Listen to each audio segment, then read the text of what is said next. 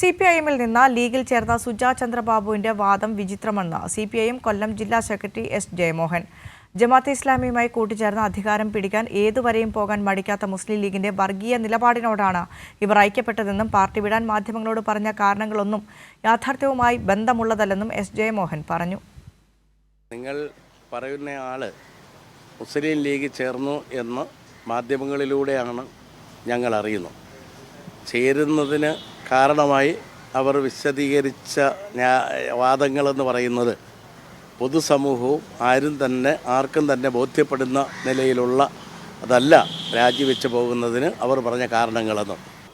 സുജാ ചന്ദ്രബാബു ഇവർ ഒരുക്കിയിരിക്കുന്ന ന്യൂനപക്ഷ വർഗീയത തന്നെ പ്രചരിപ്പിച്ചുകൊണ്ട് ജമാഅത്ത് ഇസ്ലാമി അടിച്ചേൽപ്പിക്കപ്പെടാൻ പോകുന്ന മതരാഷ്ട്രവാദക്കാരുടെ കെണിയിൽ അവർ വീണിരിക്കുന്നു എന്നാണ്.